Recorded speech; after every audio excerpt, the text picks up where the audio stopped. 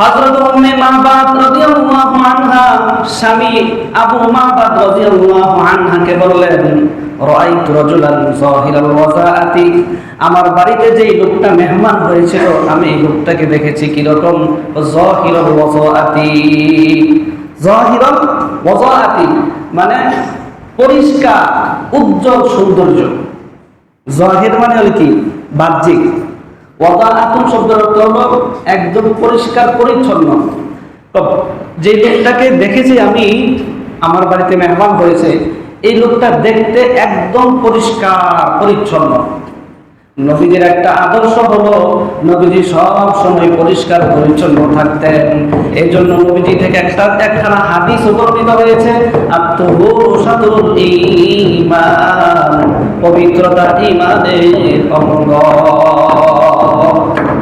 প্রতি জুমায়, এই গত জুমায় এখানে এরকম আওয়াজ হয়েছিল, এই জুমায় এরকম আওয়াজ শুরু হয়ে গেছে। বিষয়টা একটু দেখেন। উম্মে মাবাদ রাদিয়াল্লাহু আনহা বিশ্বনবী সাল্লাল্লাহু আলাইহি ওয়াসাল্লামের পরিচয় তুলে ধরতে গিয়ে বাক্য বলেন যাহিরুল ওয়াজাআতি, নবীজিকে দেখতে যাহিরুল ওয়াজাআতি বাহ্যিকভাবে অনেক পরিষ্কার পরিচ্ছন্ন। 2 নাম্বার গুণ বলেছেন আবলাজাল ওয়াজহি, চেহারাটা হলো একেবারে জ্যোতির্ময় উজ্জ্বল, চেহারাটা দেখতে খুব সুন্দর আকর্ষণীয়। একজন লোক চেহারার দিকে তাকালে অনায়াসে চিন্তা ফিকির করা ছাড়াই তার চেহারার প্রতি আকৃষ্ট হয়ে যাবে। আবলাজাল ওয়াজহি, চেহারাটা ছিল একদম উজ্জ্বল সৌন্দর্য। হাসানাল খালকি, শুধু চেহারা আর বাহ্যিক অবস্থা দিয়ে আমি তোমাকে বোঝাতে পারবো না। সব কথার এক কথা হলো হাসানাল খালকি, নবীজির শরীরে যতগুলো অঙ্গ ছিল সমস্ত অঙ্গ প্রত্যঙ্গ প্রত্যেকটা অঙ্গ ছিল খুব সুন্দর। হাসানাল খালকি, বাহ্যিক যে দেহের যে গড়ন গঠন ছিল এটা খুব সুন্দর। এটা এর চেয়ে বেশি বড় আর আমার কাছে আর কিছুই নেই। মানে স্বামীকে বলতেছে, লাম তাইবহু সুজনাতুন ওয়া লাম তুসরা বিহি সুলাতুন ওয়াসিমান তাসিমান ফি আইনিহি দাজুন ওয়া ফি আসফারিহি ওয়াতাফুন ওয়া ফি সাওতিহি সাহালুন ওয়া ফি উনুকিহি সাতান ওয়া ফি লিহিয়াতিহি কাসাতাতুন নাসাজ্জু aqrabu ইন সামাতা ফাআলাইহি ওয়া qalu ওয়া ইন তাকাল্লামা সামাহু ওয়া আলাহুল বাহা। স্বামীকে উম্মে মাবাদ রাদিয়াল্লাহু আনহা ভালো বলেন, আজমাদুন নাসি ওয়া আবহাউ মিন বাঈদিন ওয়া আহসানুহুম ওয়া আহলাহু মিন করিব, হুলবুল মানতিকি ফাসলুন লা নাজারুন ওয়া লা হাদারুন, কানা মানতিকাহু খারাজাতু নাজমিন ইয়াতাহাদ্দারুনা। আর অনেক লম্বা হাদিস। উনি বলেন নবীজির পরিচয় দিয়ে, তো লাম তাইবহু সুজলাতুন, উনি এত মোটা ছিলেন না যে দেখতে খারাপ দেখা যায়।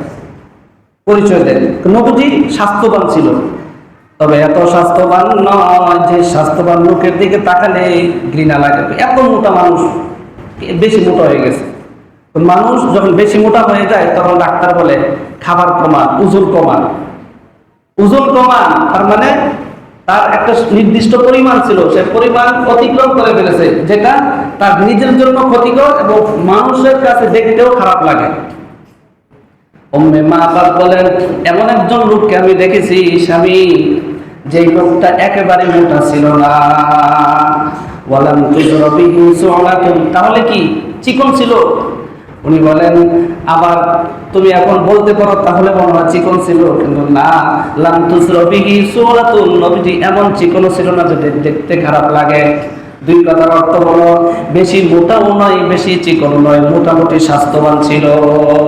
যেই পরিমাণ স্বাস্থ্য থাকলে একটা মানুষের গায়ে দেখতে সুন্দর লাগে, যেই পরিমাণ চিকন হলে দেখতে সুন্দর লাগে ওই পরিমাণ চিকন ছিল। যেই পরিমাণ মোটা হলে দেখতে সুন্দর লাগে, নবীজি সাল্লাল্লাহু আলাইহি ওয়াসাল্লাম সেই পরিমাণ মোটা ছিল। দেখছেন ইহুদি মহিলা নবীজির অবস্থা কিভাবে বয়ান করে। এই অল্প সময়ের ভিতরে সে মেহমানদারিও করেছে, পাশাপাশি নবীজির প্রতিটা পদক্ষেপ সে অবলোকন করেছে, সে লক্ষ্য করেছে এই লোকটা কে, যার থেকে এত বরকত প্রকাশ পাইল। ভালো করে দেখলেন। ওয়াসিমান কাসিমান ফি আইনিহি দাজুন। ওয়াসিমান মানে সুদর্শন, সুদর্শন মানে দর্শন, দর্শনার্থীর কাছে দেখতে খুব সুন্দর, তার যে দেখে তার কাছে খুব সুন্দর। অর্থাৎ এই লোকটা এমন ছিল, যেই এই লোকের দিকে তাকায় সেই বলে লোকটা অনেক সুন্দর, যেই নবীজির দিকে তাকায় সেই বলে লোকটা অনেক ভালো, দেখতে খুব সুন্দর। নবীজির চেহারার দিকে একবার যে লক্ষ্য করেছে, সে আর দ্বিতীয়বার নবীজির চেহারা থেকে তার চেহারা ফিরায় নেয়, শুধু তাকাই থাকে, তাকাই থাকে, তাকাই থাকে। নবীজি ছিলেন এত সুন্দর, আর আমরা সেই নবীর উম্মত। সবাই বলে আলহামদুলিল্লাহ। কাসিমান সুঠাম দেহের অধিকারী। নবীজির গায়ে কোনো অঙ্গ প্রত্যঙ্গের মধ্যে কোনো রকমের কোথাও কোনো খুঁত ছিল না, কোনো কমতি ছিল না। হাতের নখগুলো ছিল খুব সুন্দর, হাতের আঙ্গুলগুলো ছিল খুব সুন্দর, হাতগুলো ছিল খুব সুন্দর, প্রতিটা অঙ্গ প্রত্যঙ্গ। এরপর স্বামীকে বলেন ফি আইনিহি দাজুন। কত সূক্ষ্ম বর্ণনা উনি স্বামীর কাছে পেশ করেন যে ফি আইনি, তার চোখের মধ্যে একটা গভীর কালো একটা আভা প্রকাশ পেত। চোখের মধ্যে কি আছে? মাঝখানে একটা কালো মণি আছে না? মাঝখানের কালো মণিটা যদি গভীর কালো হয়, আশপাশের অংশ যদি সাদা হয়, আর চোখের এই পাপড়িগুলো যদি আরেকটু লম্বা হয়, পাপড়িগুলো যদি গভীর কালো হয়, আর সে যখন মানুষের দিকে তাকায়, আর আপনিও যখন তার দিকে তাকাবেন, তখন দেখতে কেমন লাগবে? সুরমা মাখা চোখ। কি মাখা চোখ? সুরমা মাখা চোখ, খুব সুন্দর। আরে এই সৌন্দর্য নবীজি কি জান্নাতি পুরুষ কিরকম সুন্দর, জান্নাতি পুরুষের চাইতেও আরো বেশি সুন্দর আমাদের নবীজি। সুবহানাল্লাহ। এই মহিলা অল্প সময়ের ভিতরে নবীজির চোখের পাপড়িগুলো কেমন ছিল সেটা শনাক্ত করছে। ফি আইনিহি দাজুন ওয়া ফি আসফারিহি ওয়াতফুন। নবীজির চোখের উপর যে পাপড়িগুলো ছিল, এই পাপড়িগুলো ছিল খুব ঘন এবং লম্বা। চোখের পাপড়িগুলো ছিল ঘন এবং লম্বা। ওফি সাউতিহি সাহালুন। এই লোকটি যখন কথা বলতো, তখন তার কথার আওয়াজের মধ্যে এক প্রকারের মধুরতা কাজ করত। আওয়াজটা শুনলেই আওয়াজটা কে করেছে এটাকে দেখতে মন চাইত। আওয়াজটা করলো কে? মানুষের গলার কণ্ঠের মধ্যে আল্লাহ পাক রব্বুল আলামিন এরকম আকর্ষণ আর সৌন্দর্য দিয়ে আল্লাহ তাআলা মানুষ সৃষ্টি করেছেন। বলে সুবহানাল্লাহ। আছে না এরকম মানুষ যে কথা বললে তার কথা শুধু শুনতেই মন চায়, শুনতেই মন চায়। আর যদি এই কণ্ঠ দিয়ে কোরআন কারীমের তেলাওয়াত করে, তাহলে তো আর কোনো বলাই লাগে না। বিশ্বকারী কারি আব্দুল বাসিত রহমাতুল্লাহি আলাইহি যখন কোরআন তেলাওয়াত করতেন, চাতক পাখির মতো তার দিকে তাকিয়ে থাকত মানুষ। তাহলে কণ্ঠের মধ্যে আল্লাহ পাক রব্বুল আলামিন এক বিশেষ ধরনের জাদু আল্লাহ তাআলা সৃষ্টি করে দিয়েছেন। নবীজির কণ্ঠ সুন্দর, মায়াবী কণ্ঠ। নবীজির কণ্ঠের আওয়াজ যে শুনতো একবার, সে দ্বিতীয়বার নবীজির কণ্ঠ থেকে আওয়াজটা শোনার জন্য অপেক্ষায় বসে থাকতো। নবীজি কথা বলবেন, আমি একটু শুনবো। অফি অনুকিহি সাতন। এবার নবীজির বর্ণনা আরেকটু সামনে অগ্রসর হয়। লোকটা এরকম যে তার যে দুইটা কাঁধ আছে, এই কাঁধগুলো একবারে খাটো না, চাপাবো না, যে লোকটাকে দেখতে খারাপ দেখা যায়। কাঁধগুলো মোটামুটি লম্বা। এই যে দুইটা গর্দান মোটামুটি লম্বা। সাতন মানে কি? উঁচু, লম্বা, দীর্ঘত। তার দুই কাঁধের মধ্যে একটু দীর্ঘতা আছে, তার দুইটা কাঁধ অনেক লম্বা। এরপরে নবীজি সাল্লাল্লাহু আলাইহি ওয়াসাল্লামের দাড়ি মুবারকের বর্ণনা দিয়ে বলেন, এমন একজন লোক আমার বাড়িতে মেহমান হয়েছিল। লোকটার গালে ছিল দাড়ি, আর দাড়ির মধ্যে ছিল ঘনত্ব, ঘন দাড়ি বিশিষ্ট যুবক। অফি লিহিয়াতিহি কাতাতুন। তার দাড়ি ছিল ঘন। আসাজ্জু আকরামু। তার যে ব্রুগুলো ছিল, ব্রুগুলো দুই পাশের ব্রু ছিল মোটামুটি চাপানো। এমন ছিল না যে এই পাশের ব্রু একেবারে বেশি ডান দিকে চাপানো, আবার বাম দিকে চাপানো। যদি ব্রুগুলো একটু ডান দিকে বাম দিকে চাপানো থাকে, মাঝখানে বেশি ফাঁকা থাকে, দেখতে খারাপ দেখা যায়। আবার ব্রুগুলো যদি মোটা হয় তাহলেও দেখতে খারাপ দেখা যায়। ব্রুর চুলগুলো যদি একেবারে সোজা হয় তাহলেও দেখতে খারাপ দেখা যায়। ওই ইহুদি মহিলা বলল, যে লোক ভদ্রলোক আমাদের বাড়িতে মেহমান হয়েছিল, তাকে দেখতে এরকম যে তার দুই চোখের নাকের উপরে, চোখের উপরে যে ভ্রুগুলো ছিল, দুই পাশের ভ্রু ছিল আজাজ্য প্রায় কাছাকাছি। ভ্রুর বর্ণনা দিলেন, ভ্রুগুলো কাছাকাছি কাছাকাছি থাকার কারণে সৌন্দর্য আরো বেড়ে গেছে। তো আকরামও নবীজির ভ্রুর যে চুলগুলো ছিল, চুলগুলো একটু বাঁকা ছিল। ভ্রুগুলো কিন্তু এইভাবে লম্বা, এই রেখাটা লম্বা, কিন্তু চুলগুলো একবারে ডান থেকে বামে লম্বাও নয়, আবার উপর থেকে নিচে ডাইরেক্ট নিচেও নয়, একটু বাঁকা। ভ্রুগুলো যদি একটু বাঁকা থাকে তাহলে এই চেহারার সৌন্দর্য আগের চেয়ে আরো বেশি বেড়ে যায়। সুবহানাল্লাহ। এরপরে ইহুদি মহিলা বিশ্বনবী সাল্লাল্লাহু আলাইহি ওয়াসাল্লামের আরো পরিচয় তুলে ধরেন। ইন সামাতা আলাইহিল ওয়াকার, লোকটা এরকম, লোকটা যদি চুপ থাকে তাহলে তার উপরে এক প্রকারের গাম্ভীর্যতা প্রকাশ পায়, মানে তার সামনে উল্টাপাল্টা করতে ভয় লাগে, তাকে যখন তখন যেমন ভাবে তেমন ডাক দিতে ভয় লাগে, একটু ভয় ভয় লাগে। এটা হলো গাম্ভীর্যতা। একটা পুরুষের মধ্যে এই জিনিসটা থাকা দরকার। নবীজি এরকম হয়েছিল। তো দূর থেকে সর্বপ্রথম যখন নবীজিকে দেখতো তখন সবাই ভয়ে থরথর করে কাঁপতো, না জানি কেমন। যখন কাছে যেত তখন নবীজি সাল্লাল্লাহু আলাইহি ওয়াসাল্লাম একেবারে নিজের সাথে মিলিয়ে নিতেন। তখন মনে হতো, হায়, আগে না এত ভয় লাগতো, ওই এখন তো দেখি নবীজি সাল্লাল্লাহু আলাইহি ওয়াসাল্লাম আমাকেই সবচেয়ে বেশি ভালোবাসে। নবীজি প্রতিটা মানুষের সাথে এরকম আচরণ করতেন যে প্রতিটা মানুষই মনে করতো জগতের বুকে যতগুলো মানুষ আছে সমস্ত মানুষের মধ্যে নবীজি মনে হয় আমাকেই সবচেয়ে বেশি ভালোবাসে, এরকম ভালোবাসার আচরণ করতেন।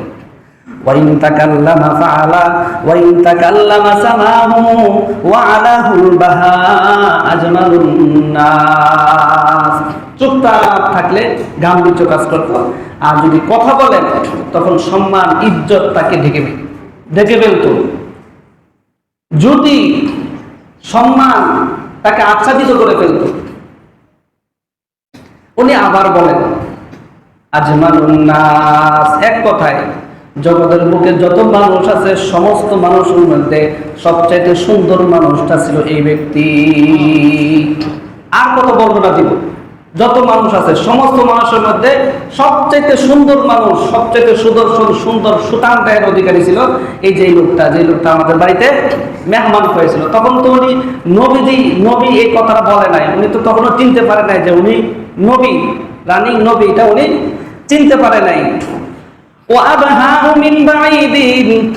যদি নবীজিকে দূর থেকে দেখা যেত তখন দেখা যেত এক রকমের উজ্জ্বল সৌন্দর্য সুঠাম দেহের সুদর্শন যুবক দূর থেকে দেখা গেলে। আর যদি নবীজিকে কাছে থেকে দেখতো তাহলে নবীজিকে দূর থেকে দেখলে যেরকম সুন্দর লাগতো, কাছে থেকে দেখলে তার চাইতেও আরো বেশি মধুময় সৌন্দর্য লাগতো। মধুময়, আহলা শব্দটা হলবুন থেকে, আর হলবুন শব্দের অর্থ হলো মিষ্টি। উনি বলেন শুধু মিষ্টি না, অধিক মধুময় লাগতো। নবীজিকে কাছের থেকে দেখলে শুধু মিষ্টি লাগতো, জিহ্বার মধ্যে মিষ্টি লাগালে যেরকম স্বাদ, নবীজিকে কাছের থেকে দেখলে তার চাইতেও আরো বেশি স্বাদ সে তার অন্তর অনুভব করতো। সুবহানাল্লাহ। উম্মে মা'বাদ আল-খুজাই রাদিয়াল্লাহু তাআলা আনহা বলেন, হুলবুল মানতিকি, এই লোকটা যখন কথা বলে আমি খেয়াল করেছি লোকটা মিষ্টি মিষ্টি কথা বলে। লোকটা কি কথা বলে? মিষ্টি মিষ্টি কথা বলে। তার প্রতিটা কথা খুব সুন্দর, প্রত্যেকটা কথার মধ্যে যেন মিষ্টি মাখানো। ফাসলুন, প্রতিটা কথা বলে অর্থগত, গ্রামাটিক্যাল কথা বলে। আরবি যে গ্রামার আছে, আবার গ্রামার ওইটার মধ্যে কোনো গ্রামার এই কথার বাক্য বিন্যাসের মধ্যে ফেল করতে পারবে না, গ্রামাটিক্যাল কথা বলে। লা নাজারুন ওয়ালা হাজারুন, বেশি কথাও বলে না আবার কম কথাও বলে না, যখন যেখানে যা দরকার তাই বলে। এক কথায় কানা মানতিকুহু খাজারাতু নাজমিন ইয়াতাহাদ্দারনা, যখন উনি কথা বলতেন তখন মনে হতো মুক্তার দানা থেকে যেন একের পর এক মুক্তা ঝরে পড়ছে।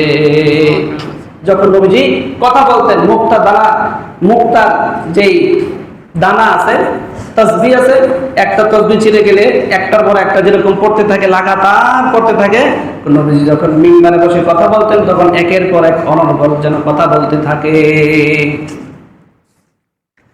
রাবাতুন, উনি বলেন উনি ছিলেন মধ্যম গড়নের, প্রত্যেকটা অঙ্গ প্রত্যঙ্গ ছিল মধ্যম গড়নের, বেশি বড় না আবার বেশি ছোট না। হাদিসটা শেষ। ওয়ালা তাসনাহু মিন তাওলিন, একেবারে বেশি লম্বাও ছিল না। ওয়ালা তাকতাহিমুল আইনু মিন কিসারিন, একেবারে খাটোও ছিল না। গুসলুন বাইনা গুসনাইনি, প্রতিটা অঙ্গ পতঙ্গ এরকম মিলানো ছিল যে দুইটি শাখার মাঝখানে যদি আরেকটি শাখা ঢোকানো হয় তখন তিনটা শাখা মিলে তখন তাদের মধ্যে এক ধরনের একটা পরিপূর্ণতা আসে। নবীজির প্রত্যেকটা অঙ্গ পতঙ্গ ছিল এরকম মিলানো, খুব সুন্দর। ফাহুয়া আনদারু সালাসাতি মানজারান, আবু বকর রাদিয়াল্লাহু আনহু আর আমির ইবনে ফুহাইরা রাদিয়াল্লাহু আনহু এবং বিশ্বনবী সাল্লাল্লাহু আলাইহি ওয়াসাল্লাম সেই কাফেলাতে ছিলেন। এই মহিলা বলেন যে এই তিনজন ব্যক্তি যখন এক জায়গায় দাঁড়ায় তখন এই লোকটাকে, যেই লোকটা দুধ দহন করেছিল, এই লোকটাকে সবচেয়ে সুন্দর লাগে। সুবহানাল্লাহ। ওয়া আহসানুহুম কদরান লাহু রুফাকাউন ইয়াহুফুনা বিহি। আরেকটা জিনিস লক্ষ্য করলাম, এই লোকটা যখন যেখানে দাঁড়ায় তার আশেপাশে লোকজন যারা আছে সবাই তাকে গ্রাউ করে ফেলে, তার সম্মানে সবাই তাকে গ্রাউ করে ফেলে, সবাই তার দিকে মনোযোগী হয়। ইন ক্বালা আনসাতু লিকাউলিহি, কথা বললে মনোযোগ দিয়ে শুনে, আর কোন কাজের অর্ডার করলে খুব দ্রুততম সময়ের ভিতরে ওই কাজটা পুরো করার চেষ্টা করে। লা আবিসুন, তিনি রূঢ় কর্কশ স্বভাবের অধিকারী ছিলেন না। দেখেন প্রতিটা বাক্যের মধ্যে কিন্তু আমাদের শিক্ষণীয় বিষয় আছে। লাস্ট একটা বাক্য বলি, লা আবিসুন, তিনি কি ছিলেন না? কর্কশ ছিলেন না, রূঢ় স্বভাবের অধিকারী ছিলেন না। এই জন্য আমাদের মানুষের সাথে লেনদেন করতে, আচরণ করতে, কথাবার্তা বলতে খুব নম্র ভাষায় কথা বলতে হবে। নবীজি নম্র ভাষায় কথা বলতেন, কিন্তু কাফের, মুশরিক, বেঈমান, অমুসলিম, ইসলামের বিরুদ্ধে গেলে সেখানে আবার শক্ত হয়ে যেতেন। ওয়ালা মুসান্নাদুন, নবীজি এরকমও ছিলেন না যে একটা কথা বললো আর কেউ এটাকে মূল্যায়নই করলো না, এরকম ছিলেন না। অর্থাৎ বিশ্বনবী সাল্লাল্লাহু আলাইহি সাল্লাম ছিলেন পৃথিবীর মধ্যে যত মানুষ, সমস্ত মানুষের মধ্যে আজমালুন নাস, সবচেয়ে সুন্দর মানুষ। সুবহানাল্লাহ। তাহলে এত কিছু শুনলাম, এখন আমাদের কি করা উচিত? নবীজির মুহাব্বত আমাদের দিলে আনা উচিত। আর নবীজিকে স্বপ্ন যুগে হলেও নবীজিকে একবার দেখার জন্য ভিতরে আকাঙ্ক্ষা তৈরি করা উচিত। নবীজি সাল্লাল্লাহু আলাইহি সাল্লাম বলেছেন, মান রাআনি ফিল মানামি ফাকাদ রাআনি, স্বপ্ন যুগে যে ব্যক্তি আমাকে দেখলো সে যেন বাস্তবে আমি নবীজিকে দেখে ফেললো। আর স্বপ্ন যুগে নবীজিকে দেখার আমল হলো সাল্লাল্লাহু আলাইহি ওয়াসাল্লাম বেশি বেশি নবীজির উপরে দুরূদ পড়া। আজকের এই আলোচনা থেকে আমাদের যেই সবক নেওয়ার বিষয় সেটা হলো নবীজির যত আদর্শ আছে সমস্ত আদর্শকে আমরা গ্রহণ করব। সকলে রাজি আছি তো ইনশাআল্লাহ? সবচেয়ে বড় আদর্শ হলো 5 ওয়াক্ত নামাজ জামাতের সাথে পড়া। আজকের জুমার দিনে যতগুলো মানুষ, ফজরের সালাতে এতগুলো মানুষ পাওয়া যায় না, কিন্তু এই লোকগুলো তো এলাকায় বাস করে, ফজরের সালাতে নাই। এই জন্য ভাই, আমি তো মান্নামান্নি নবীজিকে পেয়ে গেলাম, কোনো টাকা দেয় নাই, কিছু করতে হয় নাই, ট্যাক্স স্বীকার করতে হয় নাই, মানে এমনিতেই নবীজিকে পেয়ে গেলাম। যার কারণে নবীজির আদর্শটা আমাদের কাছে কোনো মূল্য নাই। এজন্য নবীজির আদর্শদের দিলে ধারণ করতে হবে, আল্লাহ পাকের সমস্ত হুকুম মানতে হবে। আল্লাহ পাক রব্বুল আলামিন আমাদের সবাইকে বুঝার এবং আমল করার তৌফিক দান করেন। সকলে বলে আমিন। ওয়া আখিরু দাওয়ানা আলহামদুলিল্লাহি।